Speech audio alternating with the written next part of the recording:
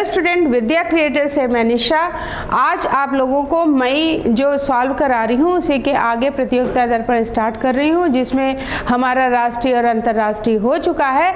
अब हम आपको नवीन सामान्य ज्ञान के अंतर्गत जो शब्द संक्षेप है, नियुक्तियाँ हैं, ये सब कराएंगे। और जैसा हमने पहले भी कहा है कि आप लोग क्या करिएगा कि जो आप लोग अप्रैल वाली जहाँ पे नोट डाउन करे हुए हैं पार्ट डिवाइड करके, और जहाँ पे आपने ये शब्द संक्षेप दिया हुआ है उसी के आगे इसको भी इंक्लूड कर लीजिएगा। तो चलिए स्टार्ट करते हैं। पहला है Nisar. Nisar NASA ISRO synthetic aperture radar. ठीक है, ये क्या है? NASA ISRO synthetic aperture radar है और यह नासा और इसरो द्वारा संयुक्त रूप से विकसित किया गया है। तो अगर पूछा जाए कि निसार किसके द्वारा विकसित किया गया है, तो नासा और इसरो के द्वारा विकसित किया गया है। और ये काम क्या करेगा? ये पृथ्वी अवलोकन उपग्रह है और इस उपग्रह का प्रक्षेपण इसरो द्वारा अगले वर्ष तक किया जाना है, यानी ये पृथ्वी का अवलोकन करने का काम करेगा। तो निसार क्या है? एक उपग्रह है जो पृथ्वी अवलोकन का काम करेगा और ये नासा और इसरो के सिंथेटिक एपर्चर रडार के रूप में काम करेगा और ये इसरो और नासा के द्वारा संयुक्त रूप से विकसित किया गया है। तो निसार पहली चीज याद रख लिएगा कि पृथ्वी अवलोकन उपग्रह है, पहली चीज। दूसरी, इसका फुल फॉर्म अगर देखें तो NASA ISRO synthetic aperture radar, ये इसका फुल फॉर्म हो गया। फिर ये जो है किसके द्वारा विकसित है? तो नासा और इसरो के द्वारा संयुक्त रूप से विकसित किया गया है। अब ये कब जो है प्रक्षेपण किया जाएगा इसका? तो अगले वर्ष। फिर देख लेते हैं HUIED, हुइंड हॉलमार्क यूनिक आइडेंटिफिकेशन नंबर, ये इसका फुल फॉर्म है। ठीक है, तो hallmark unique identification number actually है क्या वो देख लेते हैं। तो ये स्वर्ण आभूषणों एवं स्वर्ण कलाकृतियों पर अंकित किया जाने वाला 6 अंकों व शब्दों वाला अल्फा न्यूमेरिक मार्क है। क्या है ये? अल्फा न्यूमेरिक मार्क है। इसमें अंक कितने हैं? 6 अंक या शब्द हैं। और 31 मार्च 2023 के पश्चात बिक्री किए जाने वाले सभी स्वर्ण आभूषणों और कलाकृतियों पर यह चिन्ह को अंकित करना अनिवार्य है। यानी अब ये आपको कौन सा मार्क मिलेगा? HUIED हॉलमार्क मिलेगा आपको। क्लियर हो गया? तो हुइंड क्या है? हुइंड जो है स्वर्ण आभूषणों या स्वर्ण कलाकृतियों पर अंकित किया जाने वाला 6 अंकों या शब्दों वाला अल्फा न्यूमेरिक मार्क है। ये लागू कब से हो रहा है? 31 मार्च 2023 से लागू हो चुका है। और इसका फुल फॉर्म क्या है? Hallmark unique identification number. Clear हो गया? निसार क्या था? निसार पृथ्वी अवलोकन उपग्रह था। इसका फुल फॉर्म क्या है? NASA ISRO synthetic aperture radar. किसके द्वारा विकसित किया गया है? नासा और इसरो के द्वारा संयुक्त रूप से। और ये कब प्रक्षेपण किया जाएगा इसका? तो अगले वर्ष। फिर एक बार और देख लेते हैं, हुइंड क्या है? हुइंड जो है स्वर्ण आभूषण या कलाकृतियों पर 6 अंकों या शब्दों में अल्फा न्यूमेरिक मार्क है, जो अब सारे स्वर्ण पे आपको मिलेगा ये मार्क। और इसका फुल फॉर्म अगर देखें तो हॉलमार्क यूनिक आइडेंटिफिकेशन नंबर।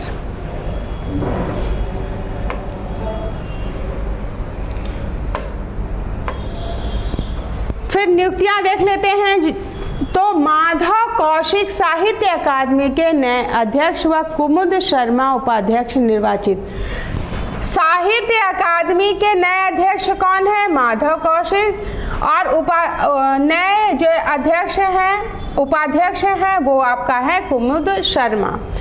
तो साहित्य अकादमी के अध्यक्ष और उपाध्यक्ष की नियुक्ति हुई है। जो आपके अध्यक्ष हैं वो माधव कौशिक हैं और जो उपाध्यक्ष हैं वो कुमुद शर्मा हैं। साहित्य अकादमी के 5 वर्षीय चुनाव नई दिल्ली में 11 मार्च 2023 को अकादमी के 6 दिवसीय साहित्य उत्सव से पहले ही दिन हुआ। यानी जो साहित्य अकादमी का चुनाव होता है वो 5 वर्षीय प्रक्रिया है, 5 वर्ष के लिए चुने जाते हैं। ठीक है।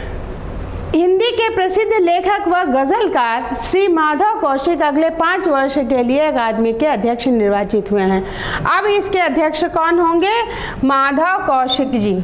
ठीक है। और ये क्या हैं? लेखक के साथ गजलकार भी हैं। फिर इस चुनाव में कन्नड़ लेखक मल्लपुरम को 25 मतों के अंतर से उन्होंने पराजित किया। तो किसको पराजित किया है? मल्लपुरम को। ये कहाँ के लेखक थे? कन्नड़ के लेखक हैं। और कितने मतों से पराजित किया? तो 25 मतों से। क्लियर हो गया? कौन जो है अध्यक्ष चुना गया है साहित्य अकादमी का? तो माधव कौशिक जी। ये लेखक और गजलकार हैं और ये किसको हरा करके गए हैं? तो मल्लपुरम को हराया है इन्होंने। कितने मतों के अंतर से? तो 25 मतों के अंतर से। और ये जो आपका साहित्य अकादमी का चुनाव होता है वो 5 वर्षीय होता है। फिर दिल्ली विश्वविद्यालय के हिंदी विभाग की अध्यक्ष श्रीमती कुमुद शर्मा, ये देखिए, अकादमी की उपाध्यक्ष निर्वाचित हुई हैं। अकादमी की उपाध्यक्ष कौन है? कुमुद शर्मा। ये कहाँ पे थी? पहले दिल्ली विश्वविद्यालय के हिंदी विभाग की अध्यक्ष थी और उसके बाद अब यहाँ की ये उपाध्यक्ष निर्वाचित हुई हैं। इस चुनाव में मलयालम लेखक सी राधाकृष्णन को 1 मत के अंतर से उन्होंने पराजित किया है। और किसको पराजित करके ये आई हैं? तो सी राधाकृष्णन को। कितने मत के अंतर से? तो 1 मत के अंतर से। अध्यक्ष व उपाध्यक्ष के चुनाव के पश्चात 24 भाषाओं के एक संयोजक का चुनाव भी हुआ। सभी भाषाओं के निर्वाचित संयोजकों में से साहित्य अकादमी की कार्यकारिणी का गठन होता है। हिंदी के लिए मध्य प्रदेश के जो वरिष्ठ लेखक श्री गोविंद मिश्र संयोजक चुने गए हैं। ठीक है। तो मध्य प्रदेश की अगर बात करें तो मध्य प्रदेश के वरिष्ठ लेखक श्री गोविंद मिश्र हिंदी के लिए संयोजक चुने गए हैं। देखिए, अध्यक्ष व उपाध्यक्ष का चुनाव हुआ। इसके बाद जो 24 भाषाएं हैं उसमें से एक हर भाषा के लिए एक संयोजक चुना जाता है। तो हर भाषा क्योंकि हम यूपी को बिलोंग कर रहे हैं और वहीं के एग्ज़ाम देंगे तो हमारे लिए मोस्ट इम्पॉर्टेंट क्या है? हिंदी। तो यहाँ पे जो है जो हिंदी के लिए चुने गए हैं वो कौन चुना गया है? मध्य प्रदेश के वरिष्ठ लेखक श्री गोविंद मिश्र। ठीक है। तो हिंदी के लिए संयोजक गोविंद मिश्र जी चुने गए हैं जो मध्य प्रदेश के वरिष्ठ लेखक हैं। क्लियर हो गया?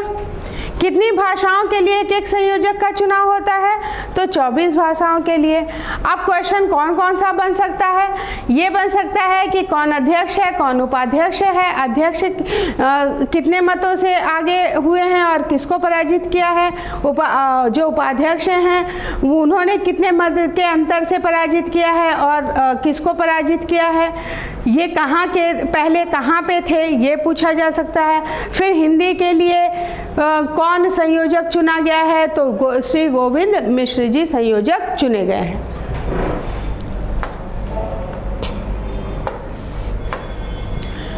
फिर एरिक गारसेटी भारत में अमेरिका के नए राजदूत।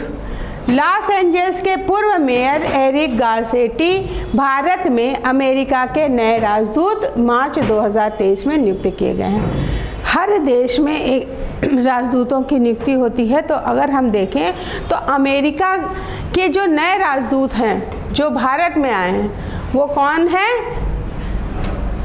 Eric Garcetti. अब ये पहले क्या थे? लॉस एंजल्स के पूर्व मेयर थे। ठीक है। तो लॉस एंजल्स के पूर्व मेयर रह चुके एरिक गारसेटी अब जो है अमेरिका के नए राजदूत भारत में नियुक्त किए गए हैं। अमेरिका की उपराष्ट्रपति कमला हैरिस ने 24 अक्टूबर 2023 को उन्हें इस पद की औपचारिक शपथ दिलाई थी।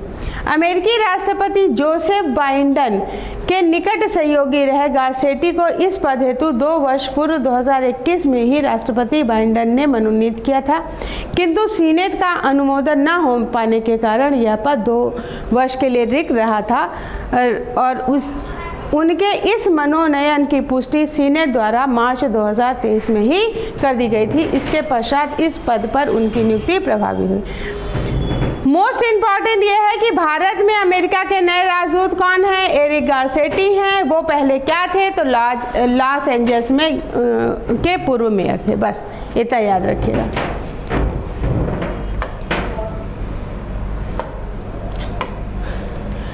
दो 2013 और 21 के दौरान लगातार 2 कार्यकाल तक लॉस एंजल्स में मेयर रहे एरिक गारसेटी राष्ट्रपति बाइडेन के प्रमुख राजनीतिक सहयोगी रहे थे तथा राष्ट्रपति पद के चुनाव में उनके चुनाव अभियान में भी हिस्सा लिया था इन्होंने।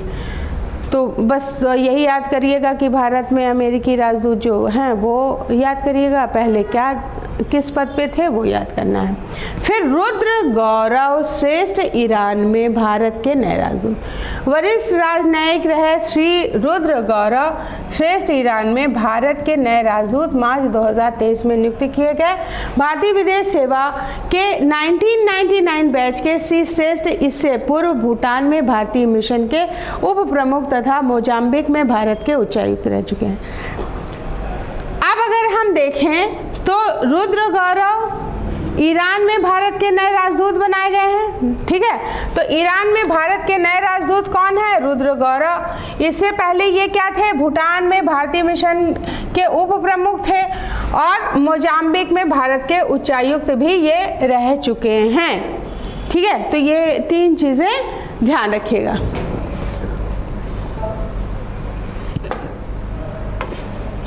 फिर ब्राज़ील की पूर्व राष्ट्रपति दिल्मा रूसेफ ब्रिक्स बैंक की नई अध्यक्ष। तो ब्रिक्स बैंक की नई अध्यक्ष कौन है? दिल्मा रूसेफ, और ये ब्राज़ील की पूर्व राष्ट्रपति भी रह चुकी हैं। तो ब्राज़ील की पूर्व राष्ट्रपति दिल्मा रूसेफ को संघाई स्थित न्यू डेवलपमेंट बैंक NDB के जो अध्यक्ष है मार्च 2023 में चुना गया है। ब्रिक्स देशों ब्राज़ील, रूस, चीन, भारत, दक्षिणी अफ्रीका द्वारा स्थापित इस बैंक को ब्रिक्स बैंक नाम से भी जाना जाता है। ब्रिक्स B से ब्राज़ील, R से रूस और C से चाइना, I से इंडिया और S से साउथ अफ्रीका। ठीक है, तो इस बैंक को ब्रिक्स बैंक नाम से भी जाना जाता है और यहाँ की जो बनी है नई अध्यक्ष वो हैं ब्राज़ील की पूर्व राष्ट्रपति दिल्मा रूसेफ। बैंक के अध्यक्ष पद पर दिल्मा रूसेफ ने ब्राज़ील के ही मार्क ट्रायजो, ठीक है, का स्थान लिया। पहले इस पद पे कौन थे? मार्क्स ट्रायजो, और उनकी जगह पे दिल्मा रूसेफ आई हैं। इस पद पर उनका कार्यकाल 6 जुलाई 2025 तक रहेगा। कब तक ये रहेंगी? 6 जुलाई 2025 तक। दिल्मा रूसेफ 2011 से 16 के दौरान ब्राज़ील की राष्ट्रपति रही थी और 2016 में भारी मंदी के दौर के कारण उन्हें पदच्युत किया गया था। भारत के के.वी. कामत ब्रिक्स बैंक के पहले अध्यक्ष थे। अगर ब्रिक्स बैंक के पहले अध्यक्ष की बात करी जाए तो भारत के वी कामत रहे हैं। तो यहाँ पे क्या क्या इंपॉर्टेंट होने वाला है वो देख लेते हैं। ब्रिक्स में कौन कौन से देश शामिल हैं? तो ब्राज़ील, रूस, चीन, भारत और दक्षिण अफ्रीका। और इसके अध्यक्ष कौन चुनी गई हैं? तो दिल्मा रूसेफ चुनी गई है।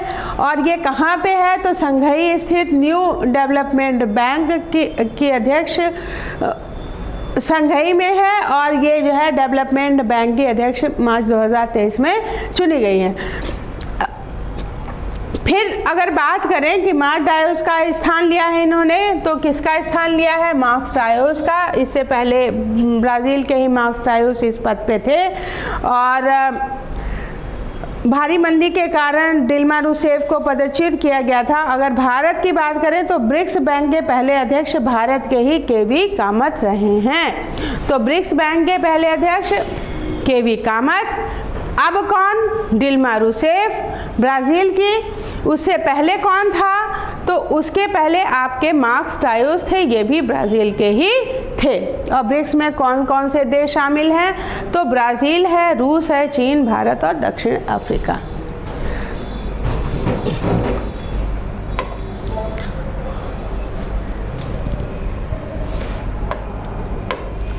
फिर रश्मि शुक्ला सीमा सुरक्षा बल की नई महानिदेशक। रश्मि शुक्ला जो है, ये रश्मि शुक्ला जी भारतीय पुलिस सेवा की 1988 बैच की महाराष्ट्र कैडर की अधिकारी रही हैं। श्रीमती शुक्ला को सशस्त्र सीमा बल की नई महानिदेशक मार्च 2023 में नियुक्त किया गया। इस पद पर अनीश दयाल सिंह का स्थान उन्होंने लिया है। ये इंपॉर्टेंट है दोनों कि अभी कौन है प्रेजेंट टाइम में, तो रश्मि शुक्ला है।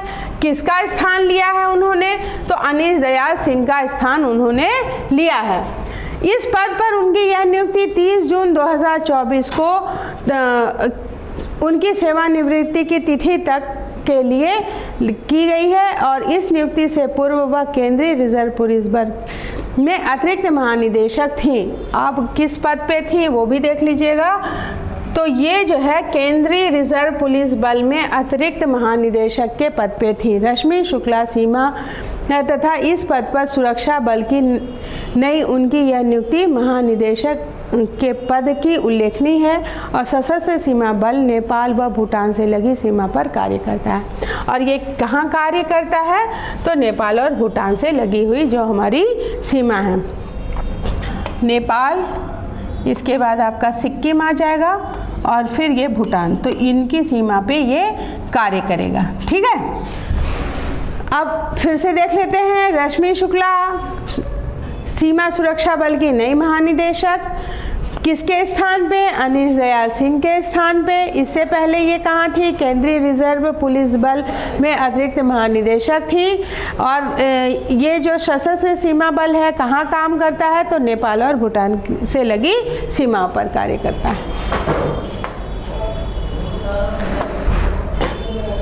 फिर वाइस एडमिरल संजय जसजीत सिंह भारतीय नौसेना के नए उप प्रमुख।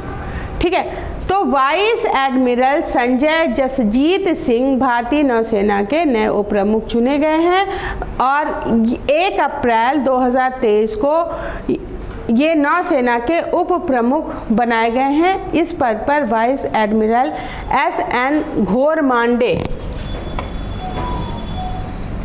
जो 31 मार्च को सेवानिवृत्त हुए थे का स्थान वाइस एडमिरल संजय जसजीत सिंह ने लिया है।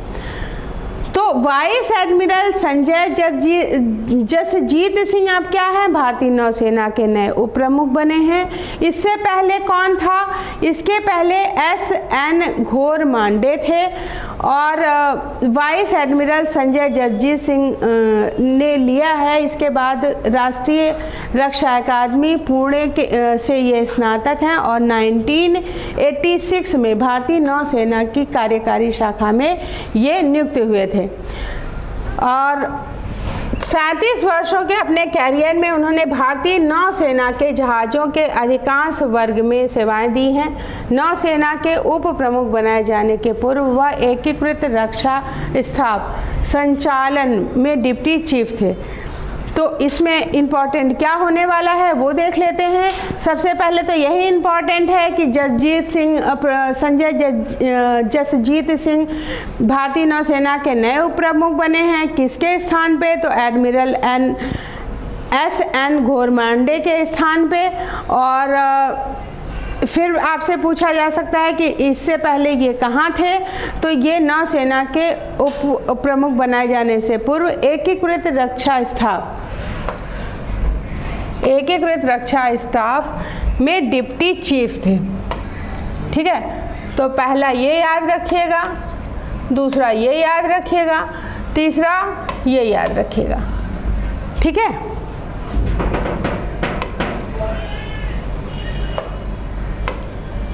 वाइस एडमिरल संजय जसजीत सिंह ने मद्रास विश्वविद्यालय से रक्षा और सामरिक अध्ययन में MSc और MPhil किंग कॉलेज लंदन से रक्षा अध्ययन में MA और मुंबई विश्वविद्यालय से MA इतिहास, MPhil और PhD कला की उपाधि प्राप्त करी है, कला से। ठीक है, तो इनके पास अगर हम देखें अचीवमेंट तो ये क्या क्या है कि सबसे पहले इन्होंने मद्रास विश्वविद्यालय से रक्षा और सामरिक अध्ययन में एमएससी और एमएससी करी है, फिर एमफिल किंग्स कॉलेज से करा है, फिर लंदन से रक्षा अध्ययन में एमए और मुंबई विश्वविद्यालय से एमए इतिहास से करा है, फिर एमफिल करी है, पीएचडी कला से करी है। ये सब इनके पास उपाधियां हैं। फिर देख लेते हैं पुरस्कार और सम्मान। तो भारतीय महिला खिलाड़ियों के लिए बीबीसी के पुरस्कार 2023। तो उत्कृष्ट प्रदर्शन के लिए भारत की महिला खिलाड़ियों के बीबीसी के वर्ष 2023 के पुरस्कारों का वितरण 5 मार्च 2023 को नई दिल्ली में एक समारोह में किया गया है। इसमें सर्वोच्च BBC sport women of the year पुरस्कार प्रसिद्ध भारोत्तोलक मीराबाई चानू को प्रदान किया गया है। पिछली बार भी इसीलिए मैं बोल रही हूँ कि पीछे भी लिखते रहिए तो आपको सारी चीज़ें पढ़ी हुई दिखेंगी। तो जब पढ़ी हुई चीज़ें दिख जाएंगी तो ये आराम से आपको याद हो जाएगा। तो बीबीसी पुरस्कार के लिए किसको चुना गया है? भारोत्तोलक मीराबाई चानू को, और इनको जो है sports women of the year का पुरस्कार मिला है।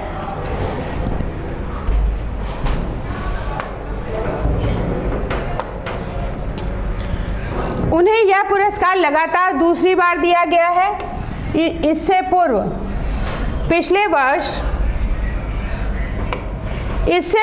पिछले वर्ष भी उन्हें यह पुरस्कार दिया गया था। भारत की महिला हॉकी टीम की पूर्व कप्तान प्रीतम रानी सिवाच को लाइफ टाइम अचीवमेंट पुरस्कार प्रदान किया गया है। तो लाइफ टाइम अचीवमेंट किसको मिला है?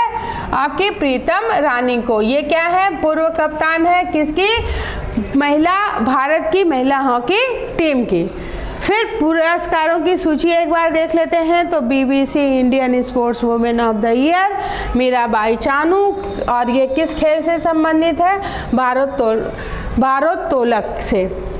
BBC para sports women of the year किसको चुना गया है? तो भाविना पटेल को, पैरा टेबल टेनिस खिलाड़ी। फिर Mirabai Chanu BBC sports women of the year ये हैं, और प्रीतम रानी ये हैं आपकी। ठीक है, तो ये याद तो करना ही है, याद कर लीजिएगा।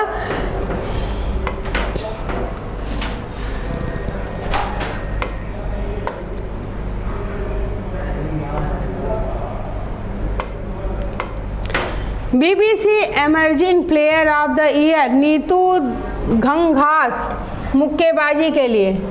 फिर BBC change maker of the year lawn balls team की लावली चौबे, रूपा रानी टर्की, पिंकी व नैन मोनी शौकिया को मिला है।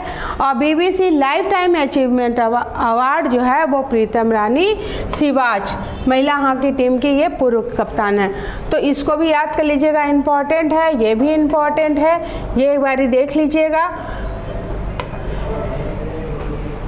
और इसमें आपका मोस्ट इम्पॉर्टेंट है BBC Indian sports of the year, और BBC para sports women of the year ये भी इम्पॉर्टेंट है। तो ये दोनों भी आप याद कर लीजिएगा।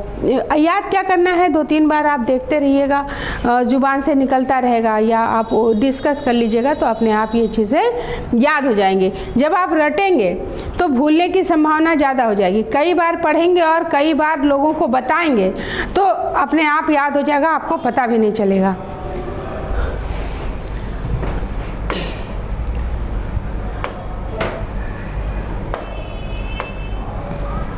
फिर 95 ऑस्कर पुरस्कारों में 2 पुरस्कार भारत को मिले हैं, वो देख लेते हैं।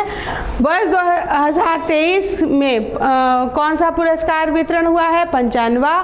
अमेरिका के लॉस एंजल्स में डाल्बी थिएटर में ये पुरस्कार वितरण हुआ है था। कब? तो 12 मार्च 2023 को।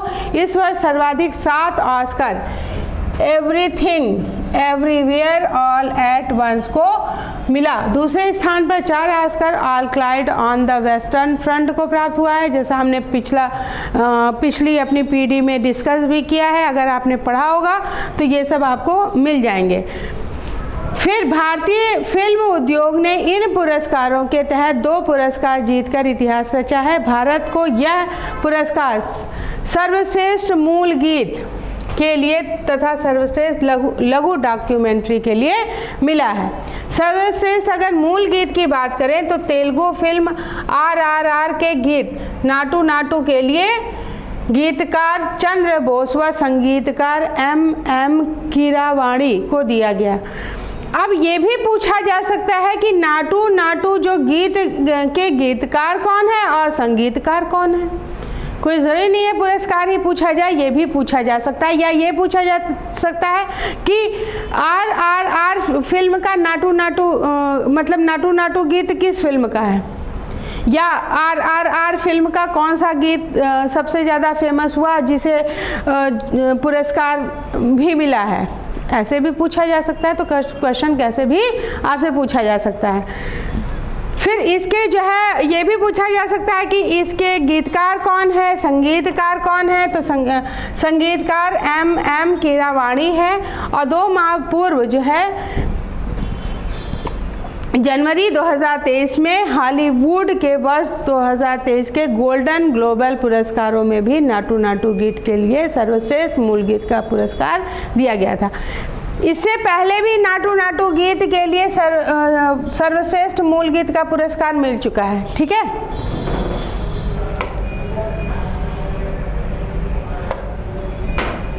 सर्वश्रेष्ठ मूल गीत के लिए ऑस्कर विजेता M कीरावाणी व चंद्र बोस ट्रॉफियों के साथ, ये देख सकते हैं आप। फिर 95 ऑस्कर पुरस्कारों में सर्वश्रेष्ठ लघु डॉक्यूमेंट्री, ये भारत को एक तो ये मिला है और दूसरा ये मिला है। ठीक है, 2 मिले हैं। तो 95 ऑस्कर पुरस्कारों में सर्वश्रेष्ठ लघु डॉक्यूमेंट्री का पुरस्कार भारत की Tamil documentary the elephant whispers के लिए निर्देशिका कार्तिकी गोंजाल्विस और निर्माता गुनीत मोंगा को मिला है। द एलिफेंट व्हिस्पर्स तमिलनाडु में अपने झुंड में बिछुड़ गए हाथी के एक बच्चे को पालने वाले 2 लोगों की पर केंद्रित एक छोटी सी डॉक्यूमेंट्री है। और सर्वश्रेष्ठ लघु डॉक्यूमेंट्री के लिए ऑस्कर जीतने वाले निर्माता कार्तिकी गोंजाल्विस व गुनीत मोंगा ट्रॉफियों के साथ नीचे अभी हम आपको दिखा रहे हैं।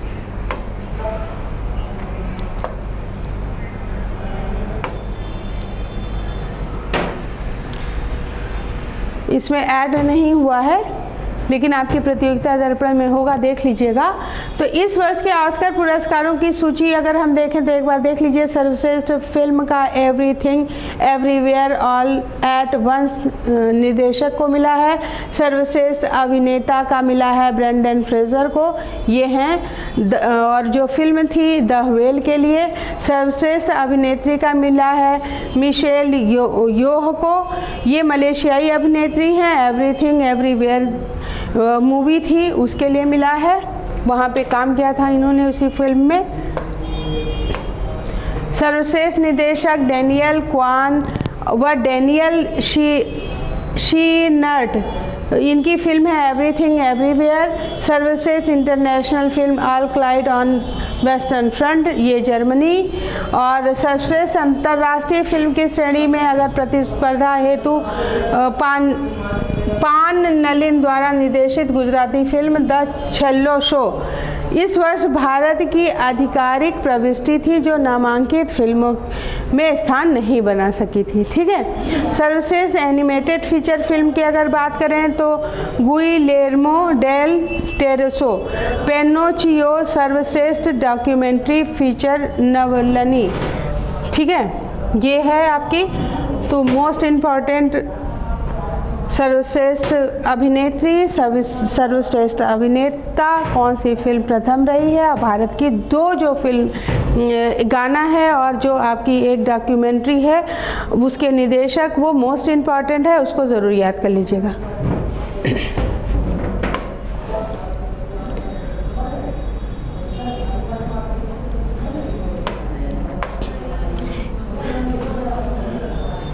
ऑल दैट ब्रीथ्स को नामांकित किया गया था लेकिन वो वंचित रही थी, ये एक बार ही देख लीजिएगा। और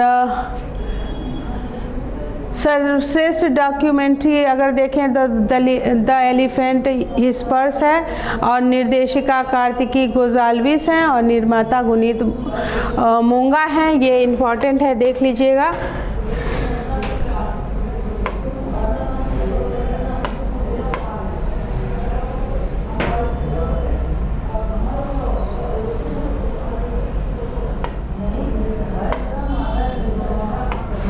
फिर भारतीय रिजर्व बैंक के गवर्नर शक्तिकांत दास को गवर्नर ऑफ द ईयर सम्मान 2023 मिला है। तो रिजर्व बैंक के गवर्नर श्री शशिकांत दास को वर्ष 2023 के सर्वश्रेष्ठ गवर्नर का सम्मान मिला है।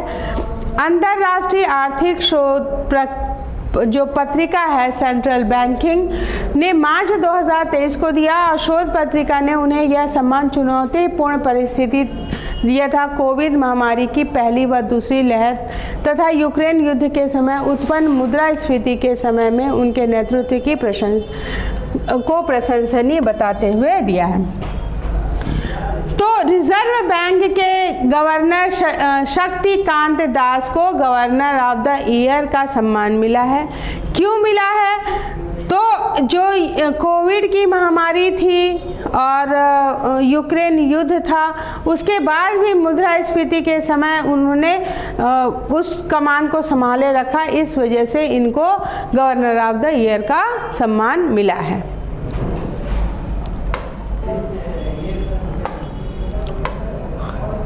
डॉक्टर शक्तिकांत दास आरबीआई के ऐसे दूसरे गवर्नर हैं जिन्हें शोध पत्रिका सेंट्रल बैंक ने यह सम्मान प्रदान किया है। अब ये सम्मान किसके द्वारा दिया जाता है? तो सेंट्रल बैंकिंग जो शोध पत्रिका है उसके द्वारा दिया जाता है। इससे पूर्व 2015 में तत्कालीन गवर्नर रघुराम राजन को भी ये सम्मान मिल चुका है।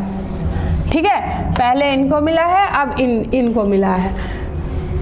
दोनों को याद कर लीजिएगा। Business standards banker of the year 2022 निजी क्षेत्र के HDFC बैंक के प्रबंध निदेशक सह प्रमुख कार्यकारी थे। अधिकारी श्री शशिधर जगदीशन को वर्ष 2022 के लिए बिजनेस स्टैंडर्ड्स ने बैंकर ऑफ द ईयर और 2023 में घोषित किया था। इससे पूर्व 2021 के लिए यह सम्मान ICICI बैंक के प्रबंध निदेशक सह प्रमुख कार्यकारी अधिकारी श्री संदीप बख्शी को दिया गया था। ठीक है, तो जो ICICI बैंक के प्रबंध निदेशक और सह प्रमुख कार्यकारी अधिकारी श्री संदीप बख्शी को मिल चुका है, और इसके अलावा सेंट्रल बैंकिंग के द्वारा ये दिया जाता है। अभी श्री शशिकांत दास को मिला है जो RBI के गवर्नर हैं। दूसरे जो आपके हैं वो रघुराम राजन हैं, इनको भी मिल चुका है। यही 2-3 चीज़ें मेन हैं।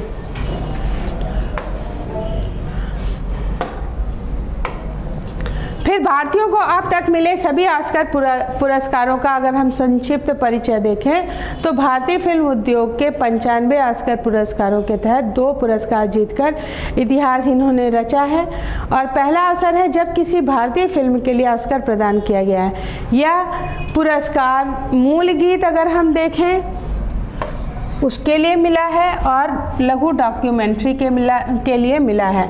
मूल गीत का पुरस्कार कौन सी फिल्म है? तेलुगु फिल्म RRR के गीत नाटू नाटू नाटू के लिए मिला है, और इसके गीतकार कौन हैं? चंद्र बोस व संगीतकार MM कीरावाणी। ठीक है, और 2 माह पूर्व जनवरी 2023 में हॉलीवुड के वर्ष 2023 के गोल्डन ग्लोब पुरस्कार में भी नाटू के लिए सर्वश्रेष्ठ मूल गीत का पुरस्कार दिया गया था। गोल्डन ग्लोब पुरस्कार भी इस गीत को मिल चुका है।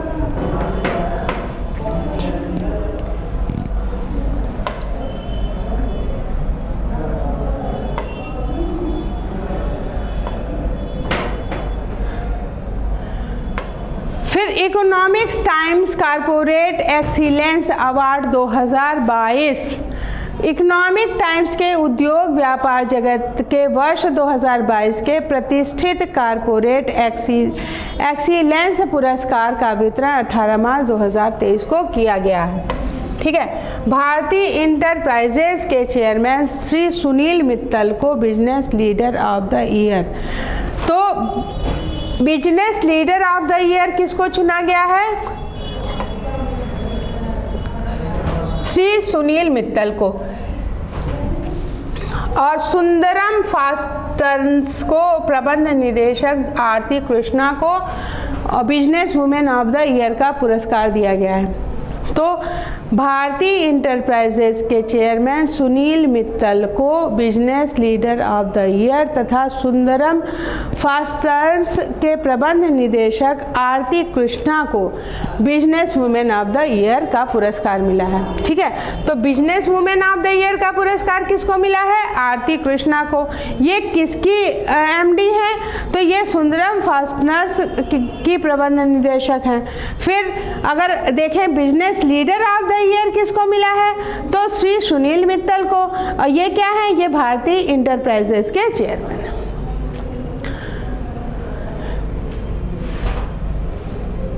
लाइफ टाइम अचीवमेंट पुरस्कार HCL टेक्नोलॉजीज के मानद चेयरमैन शिव नडाल को मिला है। स्वास्थ्य एवं परिवार कल्याण, रसायन एवं उर्वरक मंत्री मनसुख मांडविया को business reform of the year का सम्मान इन पुरस्कारों के तहत दिया गया।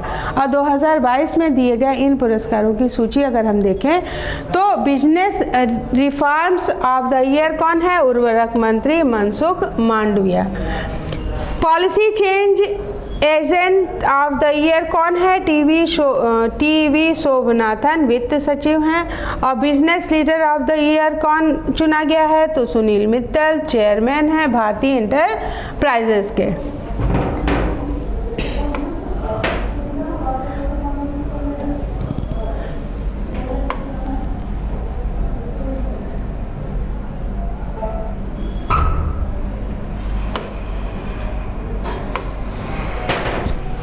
एक बार इसको सरसरी निगाह से देख लीजिएगा तो पूछ भी सकते हैं, वैसे बहुत ज़्यादा इम्पॉर्टेंट नहीं है, एक दो ही स्टार्टिंग के ही इम्पॉर्टेंट थे। Business women of the year जरूर देख लीजिएगा, आरती कृष्णन ये जो है सुंदरम फास्टर्स के प्रबंध निदेशक हैं। और company of the year ICICI bank को मिला है। Emerging company of the year हैं अडवाणी ट्रांसमिशन। और ET corporate citizen of the year Marico है। Global Indian for the year Jayashree Ullas. और लाइफ टाइम अचीवमेंट पुरस्कार जो है ये भी इम्पोर्टेंट है, ये मिला है शिव नडाल को। और ये मानद चेयरमैन HCL टेक्नोलॉजीज के हैं। ठीक है,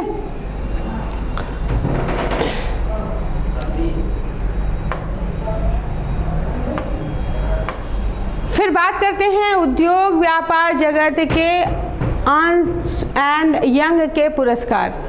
तो उद्योग व्यापार जगत के उत्कृष्ट उपलब्धियों के लिए अर्न्स्ट एंड यंग के वर्ष 2022 के पुरस्कारों का वितरण फरवरी 2023 में कहाँ किया गया है? नई दिल्ली में। और केंद्रीय आवास एवं शहरी मामलों तथा पेट्रोलियम व प्राकृतिक गैस मंत्री इस समारोह के मुख्य अतिथि थे। और इसके मुख्य अतिथि कौन थे? केंद्रीय आवास और शहरी मामलों तथा पेट्रोलियम व प्राकृतिक गैस के मंत्री।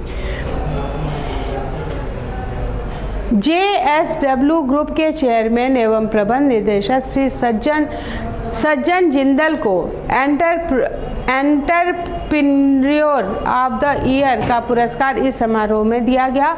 और DLF ग्रुप के मानद चेयरमैन KP सिंह को लाइफ टाइम अचीवमेंट का पुरस्कार दिया गया। तो अगर हम देखें तो प्रबंध निदेशक किसके हैं? JSW ग्रुप के चेयरमैन और प्रबंध निदेशक श्री सज्जन जिंदल को एंटरप्रेन्योर ऑफ द ईयर चुना गया है। और DLF ग्रुप के मानद चेयरमैन KP सिंह को लाइफ टाइम अचीवमेंट का पुरस्कार दिया गया है। पुरस्कार विजेताओं की पूरी सूची अगर देखें तो एंटरप्रेन्योर ऑफ द ईयर अगर देखें तो सज्जन जिंदल सिंह को दिया गया है, ये इम्पॉर्टेंट है। यहाँ वाला जो है वो दोनों इम्पॉर्टेंट है। इसके बाद एक बार सरसरी निगाह से देख लीजिएगा।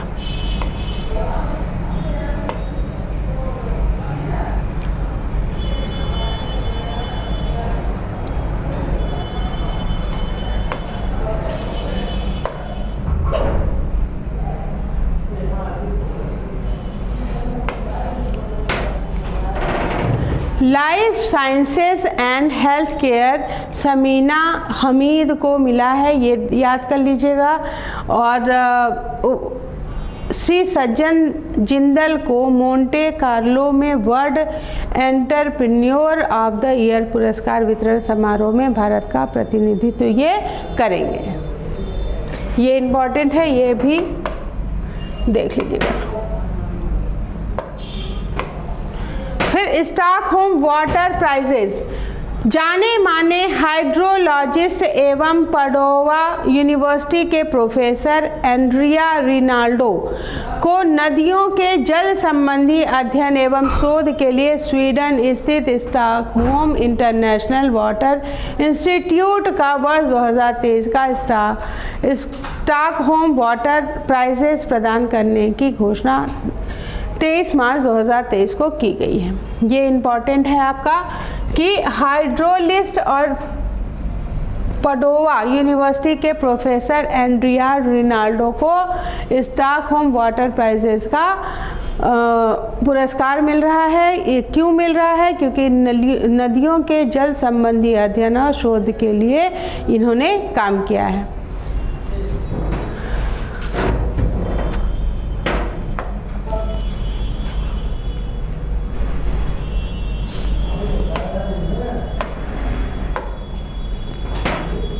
प्रिट्जकर पुरस्कार, और ये पूछा जा सकता है कि प्रिट्जकर पुरस्कार किससे संबंधित है, तो वास्तुकला के क्षेत्र का वर्ष 2023 का प्रतिष्ठित प्रिट्जकर पुरस्कार ब्रिटेन के जाने माने आर्किटेक्ट सर डेविड एलान चिपरफील्ड को प्रदान करने की घोषणा मार्च 2023 में की गई है। तो ये इम्पोर्टेंट है कि प्रिट्जकर पुरस्कार संबंधित है, तो वास्तुकला से जो जुड़ा होगा उससे संबंधित है। तो 2023 का किसको मिला है?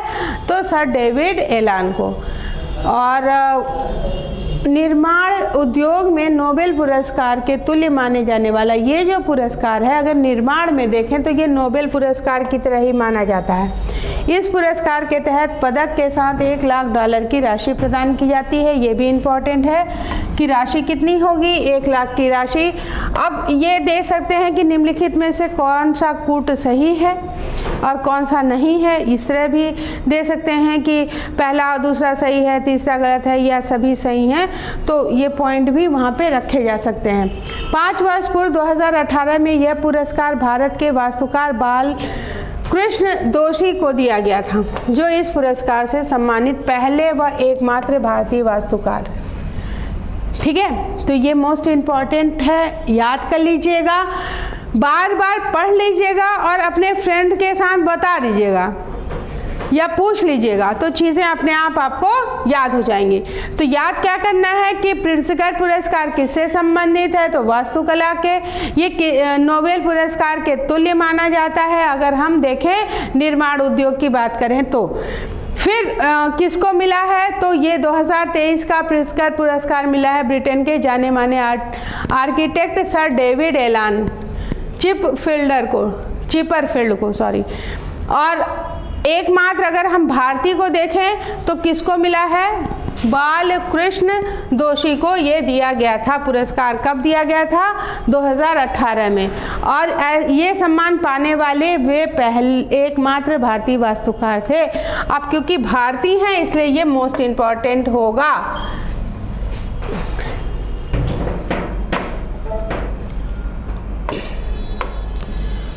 फिर गणित के क्षेत्र का वर्ष 2023 का एबेल पुरस्कार। ठीक है, तो गणित के क्षेत्र का वर्ष 2023 का प्रतिष्ठित जो एबेल पुरस्कार है वो टेक्सास विश्वविद्यालय अमेरिका के गणित विभाग में कार्यरत प्रोफेसर लुइस ए कैफेरेल्ली को प्रदान करने की घोषणा Norwegian academy of science and letters ने 23 मार्च 2023 को की है। अब एबेल पुरस्कार किससे संबंधित है? गणित से। अब किसको दिया गया है? ये तो अमेरिका के गणित विभाग के जो कार्यरत प्रोफेसर हैं लुइस ए कैफेरेल्ली को प्रदान करने की घोषणा करी गई है। और Norwegian academy of science and letters ने 23 मार्च 2023 को घोषणा करी है। गणित के क्षेत्र में नोबेल पुरस्कार के तुल्य यह पुरस्कार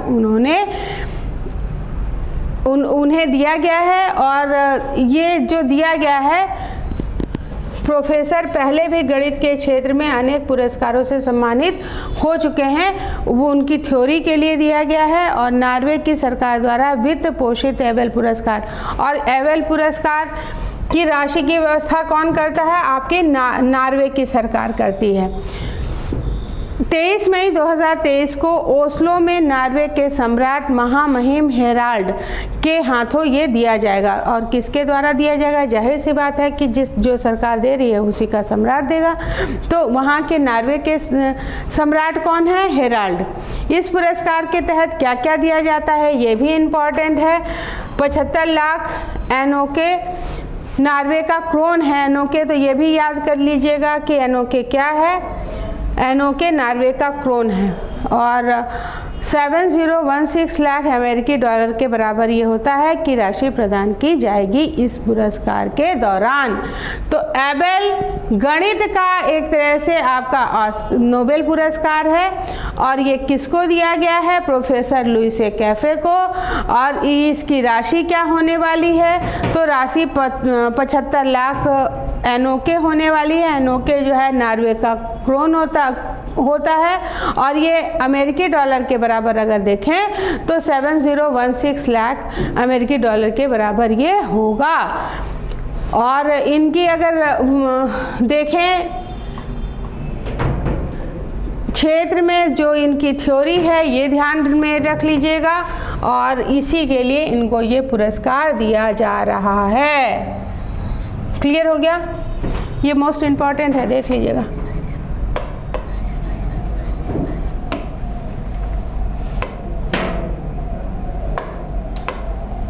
फिर फोर्ब्स इंडिया लीडरशिप अवार्ड 2023, तो वाणिज्यिक पत्रिका फोर्ब्स इंडिया के उद्योग व्यापार जगत के वर्ष 2023 के 12वें लीडरशिप अवार्ड का वितरण मुंबई में 24 मार्च 2023 को किया गया। L&T के गैर कार्यकारी चेयरमैन AM नाइक को लाइफ टाइम अचीवमेंट पुरस्कार तथा मैक्स हेल्थ केयर के चेयरमैन सह प्रबंध निदेशक अभय सोई को एंटरप्रेन्योर फॉर द ईयर पुरस्कार इन पुरस्कारों के तहत दिए गए हैं। तो ये दोनों आपको याद ही करने हैं।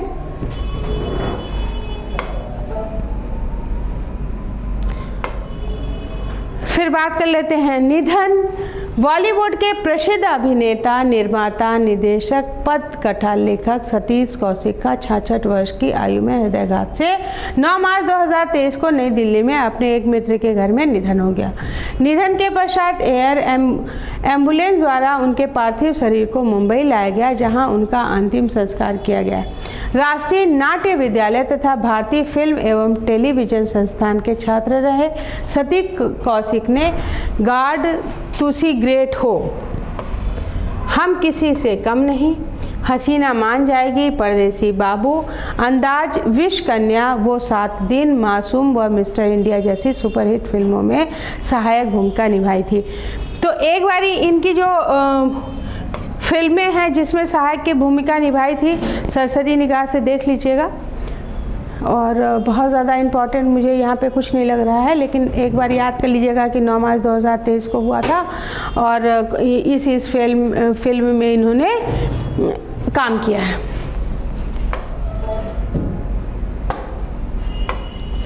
फिर AM अहमदी 1994 से 1997 के दौरान देश के मुख्य न्यायाधीश रहे। न्यायमूर्ति AM अहमदी का 90 वर्ष की आयु में 2 मार्च 2023 को दिल्ली में निधन हो गया। 1988 में उन्होंने सर्वोच्च न्यायालय में न्यायाधीश ये बने थे और 1994 में वह प्रधान न्यायाधीश भी बनाए गए थे। फिर सलीम दुर्रानी, पूर्व वर्षों के जाने माने भारतीय क्रिकेटर सलीम दुर्रानी का 88 वर्ष की आयु में 2 अप्रैल 2023 को निधन हो गया। अफगानिस्तान में काबुल में 1934 में जन्मे सलीम दुर्रानी ने भारत के लिए पहला टेस्ट मैच 1960 में ऑस्ट्रेलिया के विरुद्ध खेला था, जबकि 1973 में इंग्लैंड के विरुद्ध खेला और टेस्ट मैच इनका अंतिम टेस्ट मैच था ये। और 13 वर्ष के अपने कैरियर में कुल 29 टेस्ट मैच उन्होंने खेले, जिसमें 1202 यानी 1202 रन उन्होंने बनाए तथा विकेट अगर हम देखें तो 74 विकेट लिए।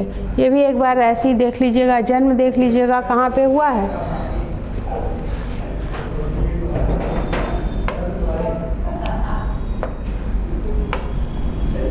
फिर वर्ष दिवस और सप्ताह की बात कर लेते हैं। 3 मार्च विश्व वन्य जीव दिवस के रूप में मनाया जाता है। संयुक्त राष्ट्र महासभा ने प्रतिवर्ष 3 मार्च को विश्व वन्य जीव दिवस के रूप में मनाने का फैसला 20 दिसंबर 2013 को अपने 68वें सत्र में किया था। तो क्या आपको याद रखना है कि विश्व वन दिवस कब मनाया जाता है? 3 मार्च को। किसके द्वारा मनाया जाना शुरू हुआ है? तो संयुक्त राष्ट्र महासभा के द्वारा प्रतिवर्ष 3 मार्च को मनाया जाएगा। 4 मार्च को राष्ट्रीय सुरक्षा दिवस है। 8 मार्च को अंतर्राष्ट्रीय महिला दिवस के साथ साथ धूम्रपान निषेध दिवस भी मनाया जाता है। अब यहाँ पे जो 8 मार्च है, मार्च का जो दूसरा बुधवार होगा वही होगा, ठीक है। यहाँ पे एक कंडीशन ये भी है। फिर 12 मार्च मॉरिशस दिवस, ये गणतंत्र दिवस और स्वतंत्रता दिवस दोनों ही मनाया जाता है। और 14 को पाई दिवस मनाया जाएगा। और 15 को विश्व उपभोक्ता अधिकार दिवस, 16 को राष्ट्रीय टीकाकरण दिवस, 18 को आयुध कारखाना दिवस।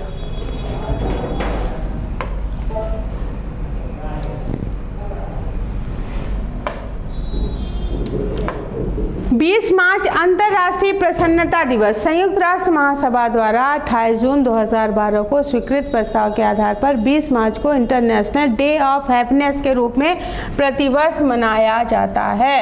20 मार्च हम लोग मना चुके हैं, ठीक है। फिर 20 मार्च को ही विश्व गौरैया दिवस, हमारे यहाँ गौरैया ख़त्म हो रही थी तो उसके लिए ये मनाया गया है। और 21 मार्च विश्व वानिकी दिवस, प्रतिवर्ष 21 मार्च को विश्व वानिकी दिवस के रूप में मनाने का प्रस्ताव संयुक्त राष्ट्र महासभा ने दिया है 28 नवंबर 2012 को। फिर 22 मार्च को बिहार दिवस मनाया जाता है, क्योंकि 1912 में 22 मार्च को बंगाल प्रेसिडेंसी के विभाग के परिणाम स्वरूप बिहार एक पृथक राज्य के रूप में अस्तित्व में आया था। पहले ये क्या था? प्रेसिडेंसी था, बंगाल प्रेसिडेंसी। इसका विभाजन होने के बाद ये बिहार राज्य बना है। कब बना है? तो 22 मार्च को, इसलिए बिहार दिवस के रूप में मनाया जाता है। 22 मार्च विश्व जल दिवस और 23 मार्च भगत सिंह, सुखदेव और राजगुरु का बलिदान दिवस के रूप में मनाया जाता है। इस दिन इन लोगों ने या हमारे देश के लिए बलिदान दिया था।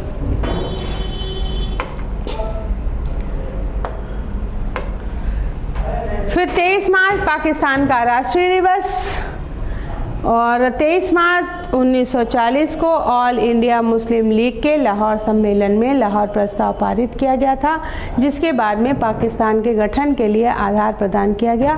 स्वतंत्र पाकिस्तान का पहला संविधान भी बाद में 1956 में 23 मार्च को ही अंगीकृत किया गया था।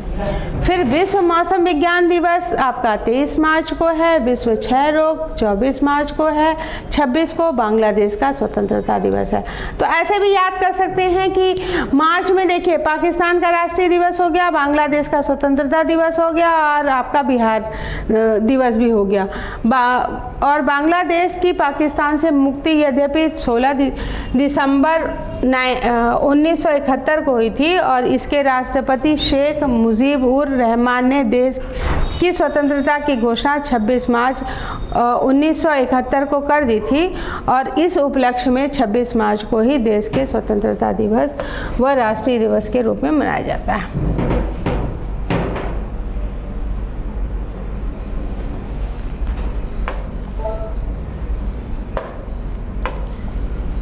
फिर 27 मार्च विश्व रंगमंच दिवस और 30 मार्च राजस्थान स्थापना दिवस। ठीक है, तो ये दिवस आपको इसलिए भी याद करने हैं कि मान लीजिए एग्ज़ाम में तो एक ही दो पूछेंगे, लेकिन अगर आप कुछ मेंस में लिख रहे हैं या कहीं पे कुछ ऐसा होगा तो आपको क्लू मिल जाएगा। तो एक बार सरसरी निगाह से सभी देख लीजिएगा। और इसको याद करने का सबसे अच्छा तरीका ये है कि आप को रिलेट कर लीजिए। जैसे आपने जनवरी का याद किया, फरवरी का याद किया, मार्च का याद किया, तो ऐसे कर लीजिए कि जनवरी में एक जो है ऐसे ग्राफ बना लीजिए दिवस के लिए। ठीक है, अब जैसे यहाँ पे आपने जनवरी डाला, यहाँ पे फरवरी डाला, यहाँ पे मार्च डाला, अप्रैल डाला, इस तरह से आपने पूरा बना लिया। 6 अगर पेज बड़ा है तो पूरे 12 महीने डाल लीजिए, नहीं है तो आप ऐसे डाल दीजिए। फिर आप जैसे 1 को यहाँ पे जो हुआ है वो डाल लीजिए, यहाँ पे हुआ है तो लिखिए, नहीं तो फिर इसको ब्लैंक छोड़ दीजिए। यहाँ पे नहीं हुआ है तो यहाँ पे हुआ तो यहाँ कर लीजिए। 5 को अगर यहाँ हुआ है तो करिए, नहीं तो इसको ब्लैंक छोड़ दीजिए, यहाँ नोट करिए, ये छोड़ दीजिए, इसको नोट करिए। तो जब आप ये चार्ट देखोगे ना तो आपको पूरा अपने आप याद आ जाएगा। तो डे याद करने का सबसे अच्छा तरीका ये है। और दूसरा ये है कि अगर किसी की डेट उस दिन पड़ती है तो उससे रिलेट करके भी आप याद कर सकते हो। ठीक है, और ये चीज़ें एकदम आप रटने बैठोगे तो याद नहीं होती हैं।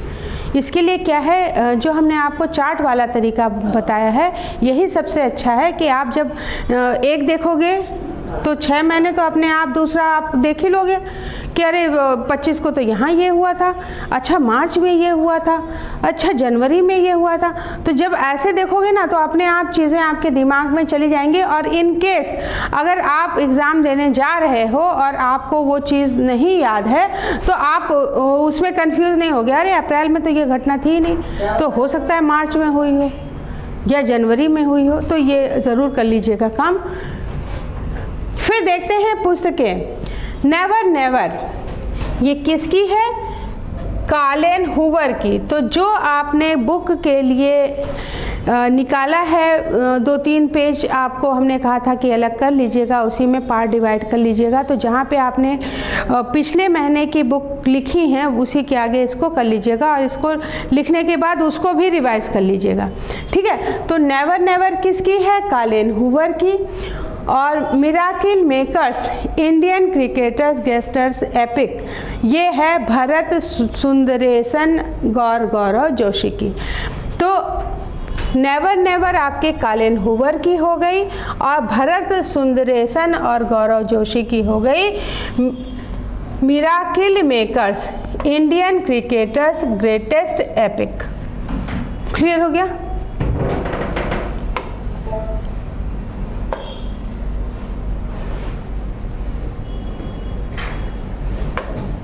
फिर बात करते हैं सम्मेलन की। बिम्स्टेक में मंत्री स्तरीय बैठक हुई है और ये 7 देशों का समूह है बिम्स्टेक। और इसका जो 6ठा शिखर सम्मेलन है वो वर्तमान अध्यक्ष अगर हम देखें इनके तो थाईलैंड के मेजबानी में ये होना है और इसके लिए तिथियों की घोषणा अभी नहीं की गई है। 6ठे शिखर सम्मेलन के संबंध में विचार विमर्श करने तथा इस सम्मेलन में जारी किए जाने वाले दस्तावेजों को अंतिम रूप प्रदान करने के लिए सदस्य देशों के मंत्रियों की बैठक 9 मार्च 2023 को बैंकॉक में संपन्न हुई। इसमें भारत का जो प्रतिनिधित्व है वो कौन कर रहा है? वो कर रहे हैं केंद्रीय विदेश मंत्री राजकुमार रंजन सिंह। ठीक है, तो एक बार ये होता है ना कि भाई ये कौन कौन देश क्या किस किस मुद्दे पे बात होनी है वो और कौन कौन भाग लेगा वो तो सारी एक बार डिटेल ले ली जाती है ना। तो वही ये यहाँ पे है कि ये जो बिम्स्टेक है कितने देशों का समूह है? तो 7 देशों का समूह है। और ये 6ठा शिखर सम्मेलन समूह के वर्तमान अध्यक्ष जो है वो थाईलैंड के होंगे, उनकी मेजबानी में ये होना होना है और इसके लिए तिथियों की घोषणा अभी नहीं की गई है। सब मिल करके विचार विमर्श करके तिथियों की घोषणा करेंगे और जो दस्तावेज हैं उनको भी अंतिम रूप प्रदान किया जाएगा। सदस्य देशों के मंत्रियों की बैठक 9 मार्च 2023 को बैंकॉक में संपन्न हुई और ये जो बैठक संपन्न हुई है, सदस्य देशों के मंत्रियों की बात हो रही है, ये जो 9 मार्च 2023 को बैंकॉक में संपन्न हुई थी, इसमें जो प्रतिनिधित्व किया है वो भारत के केंद्रीय विदेश मंत्री डॉक्टर राजकुमार रंजन सिंह ने किया है।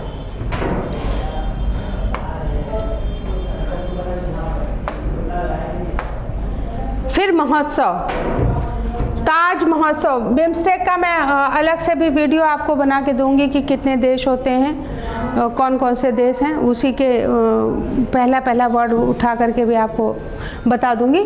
ठीक है, तो अब ताज महोत्सव की बात करते हैं। 2023 की शिल्प कला एवं संस्कृति के आगरा के प्रसिद्ध ताज महोत्सव का आयोजन आगरा के ताजमहल के निकट शिल्प ग्राम में 20 फरवरी 5 मार्च 2023 को हुआ और देश के विभिन्न भागों के शिल्पियों एवं कलाकारों ने अपनी कलाओं का प्रदर्शन इस महोत्सव में किया।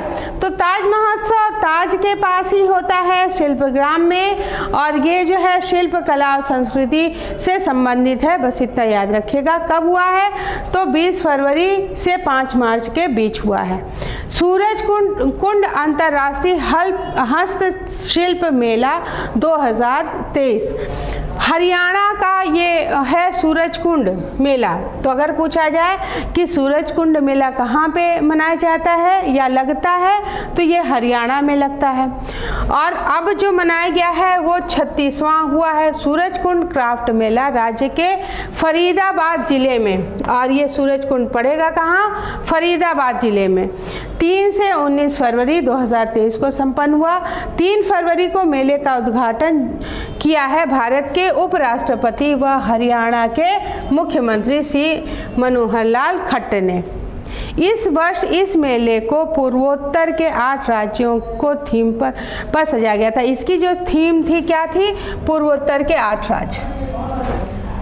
ठीक है, तो मुख्य जो इसमें ये है कि सूरज कुंड मेला कहाँ का है? तो ये आपके हरियाणा का है और ये फरीदाबाद जिले में पड़ेगा। फिर इसका उद्घाटन किसने किया है? तो भारत के उपराष्ट्रपति के साथ साथ हरियाणा के मुख्यमंत्री श्री मनोहर लाल खट्टर ने किया है। और इस मेले की थीम क्या थी? तो पूर्वोत्तर के 8 राज्य इसकी थीम थी।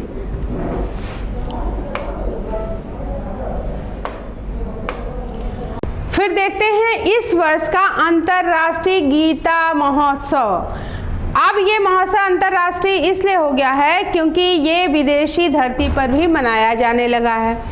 ये हरियाणा सरकार के कुरुक्षेत्र विकास बोर्ड का महोत्सव है और अब 28 से 30 अप्रैल को मनाया जाएगा ये। और चौथा अवसर होगा जब हरियाणा सरकार के कुरुक्षेत्र विकास बोर्ड का यह महोत्सव विदेशी धरती पर मनाया जाएगा, यानी ऑस्ट्रेलिया में चौथा मनाया जाएगा। इससे पूर्व अगर तीसरे महोत्सव की बात करें तो पिछले वर्ष 16 से 18 सितंबर 2022 को ये कनाडा में मनाया गया था और 14 से 16 फरवरी 2019 को ये मनाया गया है मॉरिशस में पहली बार। ठीक है, और अगर दूसरे महोत्सव की बात करें तो उसी वर्ष बाद में 9 से 11 अगस्त को लंदन में इसको आयोजित किया गया था और कोरोना महामारी के चलते 20 और 21 में अंतर्राष्ट्रीय स्तर पर इसका आयोजन नहीं किया गया है। तो क्या है कि चौथा विदेशी धरती पे चौथा अवसर हो रहा है कि ऑस्ट्रेलिया में मनाया जा रहा है। इससे पहले अगर बात करें 2022 की तो कनाडा में मनाया गया था। अगर पहली बार की बात करें तो ये जो है 14 से 16 फरवरी 2019 को मॉरिशस में मनाया गया था और दूसरा अगर हम बात करें तो लंदन में आयोजित किया गया था। लेकिन अगर हम 20 और 21 की बात करें तो इसका आयोजन कोरोना महामारी के कारण विदेशी धरती पर नहीं किया गया।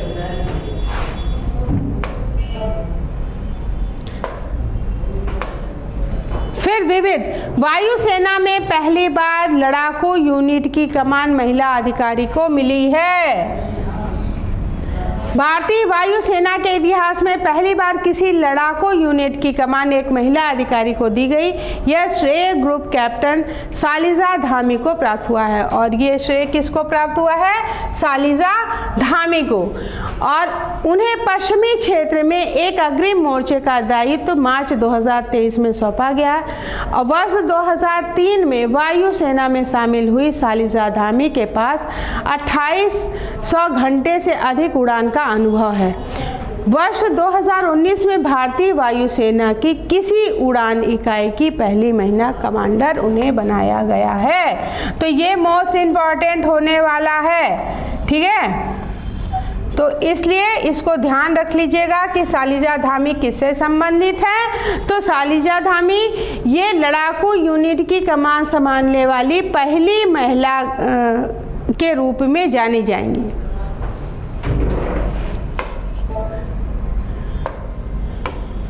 फिर नई दिल्ली विश्व पुस्तक मेला, नेशनल बुक ट्रस्ट व भारत व्यापार संवर्धन संगठन के संयुक्त तत्वावधान में वर्ष 2023 नई दिल्ली विश्व आपका पुस्तक मेले का आयोजन किया गया है।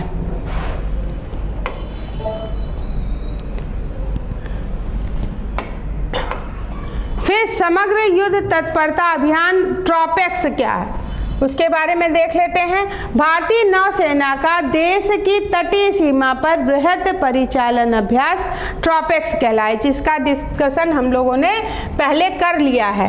लगातार आप हर वीडियो देखिए और प्रतियोगिता दर्पण के हर पार्ट को देखेंगे तो आपको ये सब चीज़ें कॉमन लगेंगी, क्योंकि 2-3 बारी आप उसको सुन रहे हो ना, तो फिर याद अपने आप हो जाना है। तो ट्रॉपेक्स नवंबर 2022 से मार्च 2023 तक 4 महीने की अवधि तक संपन्न हुआ। हिंद महासागर, बंगाल की खाड़ी व अरब सागर तक विस्तृत इस समग्र अभियान में तटीय रक्षा अभ्यास, सी विजिल तथा जमीन व जल में अभ्यास एम्फेक्स शामिल थे। भारतीय नौसेना के 75 युद्धपोत व 6 पनडुब्बियां और 75 से अधिक विमानों ने इसमें भाग लिया। नौसेना के साथ ही वायुसेना, थल सेना, तट रक्षक बल भी इस बृहद अभ्यास में शामिल थे। तो ये समग्र युद्ध तत्परता अभ्यास ही ट्रॉपेक्स है, ठीक है। ट्रॉपेक्स का क्या मतलब है? समग्र युद्ध तत्परता अभ्यास। और ये कब किया गया है? 2023 में। क्यों? कि देश की तटीय सीमा की निगरानी के लिए, ठीक है। और 4 महीने की अवधि तक संपन्न हुआ। ये कहाँ कहाँ हुआ है? हिंद महासागर, बंगाल की खाड़ी, अरब सागर तक विस्तृत हुआ है। तटीय रक्षा अभ्यास हुआ है, इसमें सी विजिल हुआ है, जमीन व जल में अभ्यास हुआ है, एम्फेक्स शामिल थे भारतीय नौसेना के। इसमें 75 युद्धपोत थे, 6 पनडुब्बियों को लाया गया था, 75 से अधिक विमानों ने भाग लिया था। साथ ही नौसेना, वायुसेना, थल सेना, तटरक्षक बल ये के द्वारा भी बृहद अभ्यास किया गया था। तो बस टॉपिक्स याद रखिएगा, वही इम्पोर्टेंट है। फिर अंतर्राष्ट्रीय समुद्री अभ्यास कटलास एक्सप्रेस 23 में भारतीय युद्धपोत INS त्रिकंद की भागीदारी। एक पूछा जा सकता है कि त्रिकंद क्या है, दूसरा पूछा जा सकता है कि कटलास एक्सप्रेस 23 क्या है। भारतीय नौसेना की पश्चिमी कमान के युद्धपोत INS त्रिकंद ने मार्च 2023 में खाड़ी क्षेत्र में संपन्न अंतर्राष्ट्रीय समुद्री अभ्यास कटलास एक्सप्रेस 23 के समुद्री चरण में भाग लिया है। तो कटलास एक्सप्रेस 23 आपका अंतर्राष्ट्रीय समुद्री अभ्यास है। ये महत्वपूर्ण क्यों है? क्योंकि इसमें जो है आपका जो ये था भारतीय युद्धपोत INS त्रिकंद वो शामिल किया गया था। ओमान, जापान, सऊदी अरब, संयुक्त अरब अमीरात, यूनाइटेड किंगडम, अमेरिका, बहरीन, और इनकी नौसेनाएं समुद्री सुरक्षा को बढ़ाने, शिपिंग लेन को खुला रखने, लेन जो शिपिंग लेन होगी उसको खुला रखने, नेविगेशन की सुरक्षा में समन्वित भागीदारी आवश्यक हेतु आयोजित इस नौसैनिक अभ्यास में शामिल थी। तो INS त्रिकंद वो भारतीय युद्धपोत है जो आपका कटलास एक्सप्रेस 23 में शामिल हुआ था। और कटलास एक्सप्रेस 23 क्या है? अंतर्राष्ट्रीय समुद्र अभ्यास है। किन किन देशों ने इसमें भाग लिया है? तो इसमें भाग लिया है बहरीन ने, ओमान ने, जापान ने, सऊदी अरब ने, संयुक्त अरब अमीरात ने, यूनाइटेड किंगडम और अमेरिका की जो नौसेनाएं हैं समुद्री सुरक्षा को बढ़ाने के उद्देश्य से इन्होंने भाग लिया है। इसके साथ साथ वो क्या करेंगे? शिपिंग लेन को खुला रखेंगे और नेविगेशन की सुरक्षा में भी मिल करके भागीदारी प्रदान करेंगे। फिर भारत व उज्बेकिस्तान की संयुक्त सैन्य अभ्यास दुस्तलिक। देखिए दुस्तलिक की बात हो चुकी है, दोबारा से दुस्तलिक आप फिर पढ़ रहे हो। अगर आपने पहले पढ़ा होगा तो ये आपको याद आ रहा होगा, इसीलिए मैं बार बार बोल रही हूँ कि एक ही लाइन में लिखिए, ये नहीं कि प्रतियोगिता दर्पण तो मेरे पास है ही है और क्या ज़रूरत है हम देख लेंगे। तो उस गट्ठर को कम करिए, रिविज़न होना मुश्किल होता है, एक पेज में होगा तो आप ज़रूर लिख लेंगे, ठीक है, और याद भी कर लेंगे। तो भारत और उज्बेकिस्तान का संयुक्त सैन्य अभ्यास दुस्तलिक भारतीय सेना और उज्बेकिस्तान की सेना के बीच संयुक्त सैन्य अभ्यास हुआ है, उसका नाम क्या है? दुस्तलिक। इसका चौथा संस्करण कहाँ पे हुआ है? पिथौरागढ़ उत्तराखंड में 20 फरवरी से 5 मार्च 2023 को संपन्न हुआ। इस सैन्य अभ्यास का उद्देश्य दोनों सेनाओं के बीच सकारात्मक संबंधों को बढ़ाना था। दुस्तलिक अभ्यास का पहला संस्करण नवंबर 2019 में उज्बेकिस्तान में आयोजित किया गया था। तो इसका पहला संस्करण उज्बेकिस्तान में हुआ है। अब कहाँ हुआ है? और ये पिथौरागढ़ उत्तराखंड में हुआ है। दुस्तलिक किसका सैन्य अभ्यास है? तो भारत और उज्बेकिस्तान का।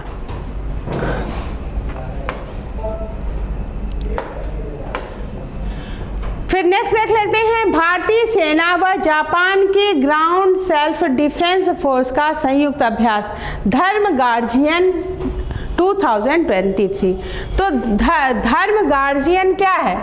भारतीय सेना और जापान की ग्राउंड सेल्फ डिफेंस फोर्स क्या संयुक्त अभ्यास है? भारत और जापान इसमें शामिल हुए हैं। तो भारतीय सेना व जापान की ग्राउंड सेल्फ डिफेंस फोर्स का यह वार्षिक संयुक्त अभ्यास जापान के शिगा प्रांत के इमाजू कैंप में 17 फरवरी से 2 मार्च 2023 को संपन्न हुआ। तो जापान में हुआ है ये, किस प्रांत में? तो शिगा प्रांत में। जगह का नाम क्या है? इमाजू कैंप है। और कब संपन्न हुआ है? तो 17 फरवरी से 2 मार्च के बीच। और भारत व जापान में मैत्रीपूर्ण संबंधों को मजबूत करने की दिशा में केंद्रित यह संयुक्त अभ्यास के दौरान दोनों देशों की टुकड़ियों ने आतंकवाद विरोधी अभियानों के समकालीन विषयों पर अपनी विशेषज्ञता साझा करी है। भारत व जापान के बीच इस संयुक्त अभ्यास की शुरुआत कब हुई है? 2018 में। तो धर्म गार्जियन भारत और जापान की का संयुक्त अभ्यास है जो वार्षिक अभ्यास है। और इस बार कहाँ पे हुआ है? तो जापान के शिगा प्रांत के इमाजू में हुआ है। और इसमें क्या विशेष है कि ये आतंकवादी विरोधी अभियान में ये एकजुट होंगे और अपनी अपनी विशेषज्ञता साझा करेंगे। और इसकी शुरुआत हुई है 2018 में। और ऐसा पहला संयुक्त अभ्यास भारत के मिजोरम में वेरेंट स्थित काउंटर इमरजेंसी वारफेयर स्कूल में 1 से 14 नवंबर 2018 को संपन्न हुआ था, ठीक है। तो पहला कहाँ हुआ था? मिजोरम में। दूसरा धर्म गार्जियन अभ्यास कहाँ पे हुआ है? 19 अक्टूबर से 2 नवंबर 2022 को मिजोरम में। फिर वारफेयर स्कूल में तथा तीसरा अभ्यास कर्नाटक के बेलगाम में हुआ है, ठीक है। तो अगर बार बार धर्म गार्जियन पढ़ रहे हैं तो अपने आप ही याद हो जाएगा कि ये किससे संबंधित है। पहले कहाँ हुआ था? सबसे पहला कहाँ हुआ था? फिर पिछला कहाँ पे हुआ है? फिर अब कहाँ पे हो रहा है? ये 3 तो मोस्ट इम्पॉर्टेंट है, आने ही आने होते हैं। जापान में शिगा प्रांत में 17 फरवरी से 2 मार्च 2023 को संपन्न धर्म गार्जियन 2023 इस श्रृंखला का चौथा संयुक्त अभ्यास है।